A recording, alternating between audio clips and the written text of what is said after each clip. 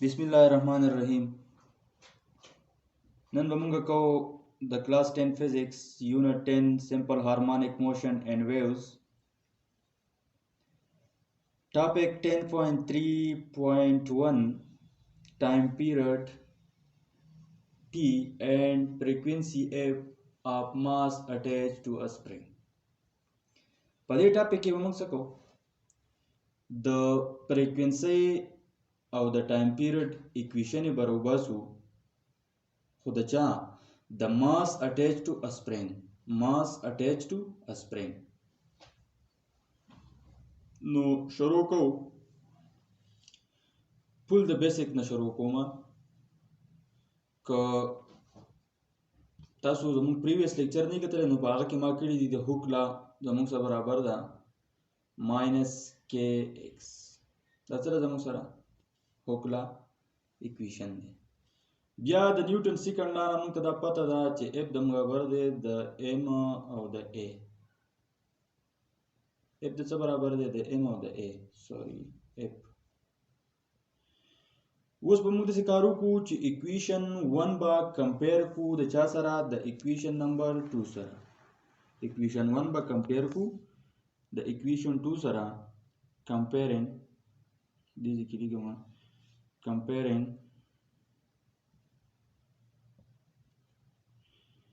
چې دا دونه کله کمپیر کو نو زموږ سره به ma برابر شي د -k into x اوس موږ څه کوو زموږ کار د اکسلریشن سره دی نو موږ به دواړه سایډ ته ډیوایډ وکړو په m باندې نو a به برابر شي د -k بټه m او into x ټیک شو بیا چې د k بټه m ته کانسټنټ ویلې دی ځکه چې k m کانسټنټ دی او m هم کانسټنټ دی او دواړه په څه کې دي په ډیویژن کې دي نو کله چې ته یو کانسټنټ په بل کانسټنټ باندې ډیوایډ کړې نو دا به تعالی څه درکوي بل یو کانسټنټ به درکوي څه به درکوي بل یو کانسټنټ نو دا اکویشن به زه داسې ولیکم چې a is equal to constant minus constant into x a is equal to minus constant into x اوس تاسو په دې بوک کې داسې کړي دي چې دا کانسټنټ یې ډایرکټلی اخیستی چې دا برابر دی د 4 پای سکویر ډیوایډډ بای ټي سکویر کانسټنټ تاسو په بوک کې اخیستی شوی دی چې دا دی د 4 پای سکویر ډیوایډډ بای ټي سکویر و د دې دا کانسټنټ د دې څنګه برابر دی نو دا مونږه په فرست ایئر کې کو چې اصل کې دا اکویشن چې دی دا د کانسټنټ دا چې د 4 پای سکویر بای ټي سکویر څنګه راځي نو دا به مونږه په فرست ایئر کې په ډیټیل سره کو خو اصل کې داسې کو چې لکه دې k بای m چې کوم کانسټنټ مونږ لګولی دې ته مونږ اومیګا سکویر وایو دې ته مونږ څه وایو اومیګا سکویر بیا داسې کار وکړو چې اومیګا په فرست ایئر کې یو ریلیشن دی هغه دی د ټي بای تیټا بای ټي برابر ده اومیګا څه برابر ده د تیټا بای ټي بیا مونږه نیکسټ سټیپ کې دا کار کوو چې د تیټا په ځای باندې مونږ 2 پای الو او سمال ټي چې دی دا ریپلیس کوو په کیپیټل ټي ټایم پیریډ باندې صحیح شو کله چې ته دا ویلیوګان راوالې او په دې اکویشن کې ولګې نو اومیګا به ستا سره برابر شي اومیګا به برابر شي زموږ سره د 2 پای بټه ټي صحیح شو بیا موږ ته پته ده چې دا کانسټنټ چې دی دا k بای m دا د اومیګا سکویر اصل کې برابر دی k بای m دلته زموږ سره څه دی کانسټنټ دی تا ته مې ویل چې k m کانسټنټ دی او m هم کانسټنټ دی نو کله چې ته k یو کانسټنټ او m بل کانسټنټ ډیوایډ کې په خپل مینس کې نو دا به تعالی یو بل کانسټنټ درکوي نو دا زموږ سره k بای m چې دی دلته دا k بای m دا د اومیګا سکویر برابر دی د اومیګا سکویر نو دواړه سایډ ته به څه والم سکویر والم نو اومیګا سکویر از ایکول ټو 4 پای سکویر دې سایډ ته سکویر شي ډیوایډډ بای ټي سکویر دا کانسټنټ داسې پروف کیږي د کانسټنټ دا ویلیو تاسو په بوک کې ډایرکټ لګېدلې ده دا ویلیو او موږ دلته څه کوو دا به داسې پروف کوو دا خیر په فرست ایئر کې دي خو ما یو معمولی شانتي تاسو ته در یاد لږ چې دا کانسټنټ څنګه راځي د 4 پای سکویر ډیوایډډ بای ټي سکویر برابر اوس په موږ داسې کار وکړو چې دا کانسټنټ ویلیو براولو او په دې اکویشن نمبر 3 کې به څه کو پوټ کو اکویشن نمبر 3 کې به څه کو پوټ کو کوم ویلیو د دې کانسټنټ په ځای باندې به د دې کانسټنټ ویلیو ولګو نو اکویشن 3 به زموږ سره برابر شي چې a is equal to minus 4 square divided by t square into x دې د ما اکویشن نمبر 4 وایو اکویشن نمبر 4 کوم خیالو کو نو اکویشن نمبر 1 ته بیا اکویشن نمبر 1 لکته چې دا k by m دی a زموږ سره دلته برابر دی اکسلریشن په دې اکویشن کې د k by m into x k by m into x اکسلریشن د څه برابر شو د k by m into x اوس په موږ څه کار وکړو چې د دغه اکویشن نه بعد اکسلریشن ویلیو ولګو چې هغه دا k by minus k by m into x minus 4 pi square divided by t square into x اوس په موږ څه کوو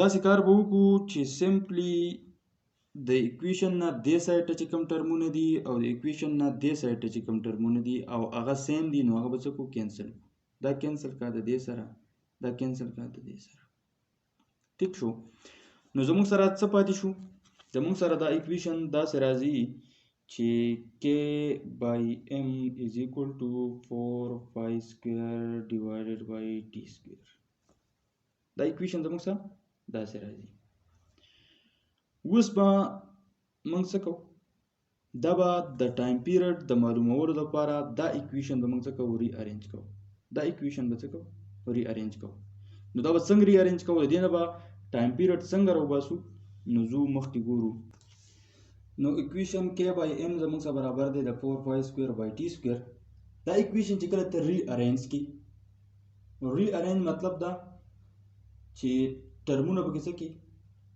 د یو ځای نه بل ځای ته ټرانسفر کی نو دا به داسې راشي دا اکویشن زموږ سره داسې ری ارینج کیږي چې که کراس ملټیپلیکیشن ورکړي نو دا به شي t square into k is equal to 4 pi square into m ټیک شو اوس زمون کار په ټایم پیریډ کې دی موږ ټایم پیریډ معلومو نو دا k به څه کو دوه سایډ ته ډیوایډ کو نو t سکوير به زمون سره برابر شي د m by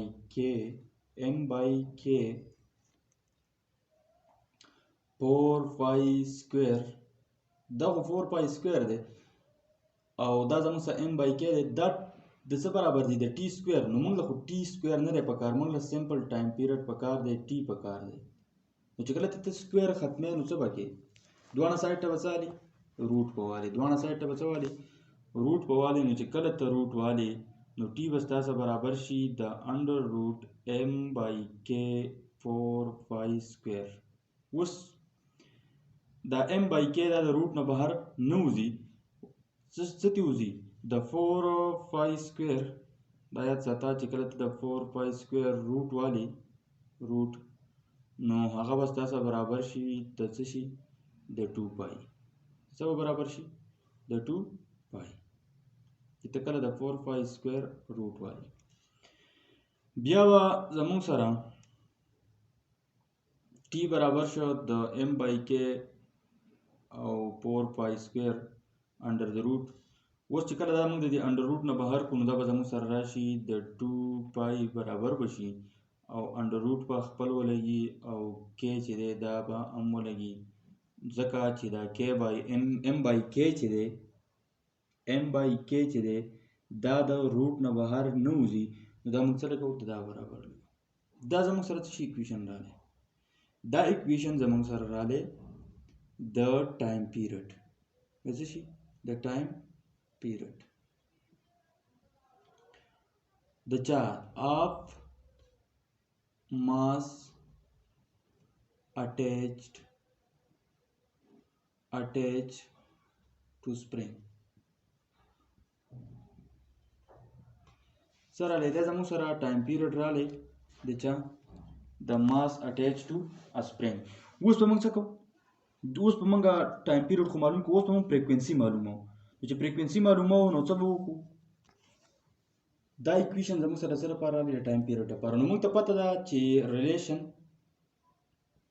ریلیشن between frequency f and time period t.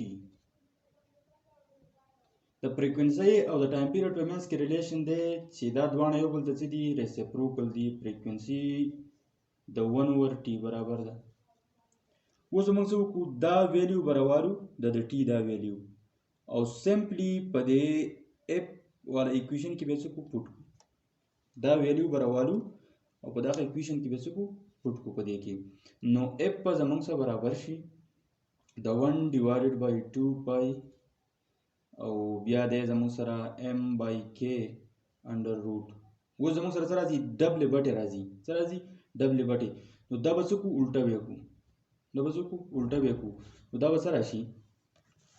دا به زموږ سره راشي چې f is equal to 2 pi او بیا څه راځي؟ k بټه m. 2 pi k بټه m. اصل کې 1 د دې د لاندې هم دی.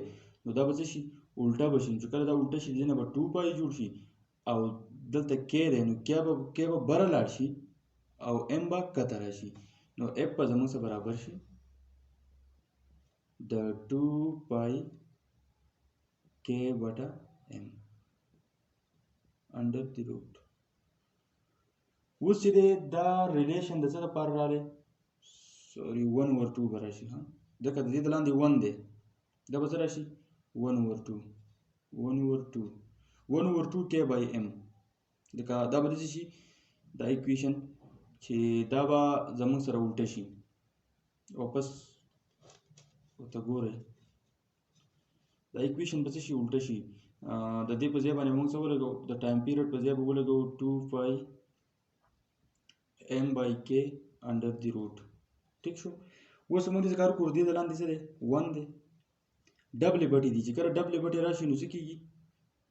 الټه کېږي. بیا دا به شي دا چې کله الټه شي نو 1 به بره لاړ شي. 1/2 pi به شي. څنګه چې 1 بره لاړی داسې به k هم بره لاړ شي. دا به شي k بټه m انډر د روټ. دې ته واپس وګورئ. دا چې دی فریکوینسي زموږ سره د ټایم پیریډ ریسیپروکل ده. فریکوینسي د څه شي ریسیپروکل ده؟ د ټایم پیریډ. او د ټایم پیریډ ایکویشن موږ دا راایستلی دی چې هغه دی د ټي برابر دی د 2 pi m/k انډر دی روټ. صحیح شو؟ بیا چې د فریکوینسي او د ټایم پیریډ په منځ کې ریلیشن دی هغه دی f is equal to 1/t. ټیک ده؟ بیا به ته سمپلی داسې کار وکړې چې د 1/t په ځای باندې به دا د 1/t دا ویلیو ولګي. دا ویلیو چې کله موږ ولګوله نو دا ایکویشن به زموږ سره څه راشي؟ دا ایکویشن به داسې راشي. صحیح شو؟ د دې د لاندې څه دی؟ 1 دی او دا به زموږ سره برابر دی د ټي زموږ سره برابر دی د 2 pi انډر روټ m/k. اوس د دې د لاندې 1 دی. د دې د لاندې څه دی؟ د m د لاندې k دی. نو چې دلته به څه چلو شي؟ دا 1 به دا په دې بټو باندې به مکمل به دا الټه شي. نو چې کله دا الټه شي نو دا 1 به بره لاړ شي. نو دې نه به څه جوړ شي؟ 1/2 به جوړ شي. او دلته چې دا الټه شي دا m/k الټه شي نو k په بټه کې دی او m څه دی؟ بره دی. نو دا m به کته راشي او دا k به څه شي؟ دا به بره لاړ شي. نو دا به زموږ سره د څه شي ایکویشن راشي؟ د فریکوینسي. د څه ایکویشن به راشي؟ د فریکوینسي چې 1/2 pi انډر روټ k اپان m. خو دا د چا فریکوینسي شوه؟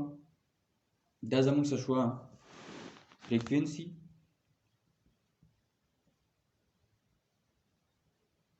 of mass attached to a spring. دا څه فریکوینسي شوه؟ د هغه ماس چې هغه څه ته اټیچ دی؟ یو سپرینګ ته. دا زمونږ نننی لیکچر. انشاءالله په نیکسټ لیکچر کې به بیا مونږ एग्जाम्पल 10.3 और सारा related assignment को दादा से लेक्चर दोपहर जमूद YouTube channel subscribe कई। Thank you so much.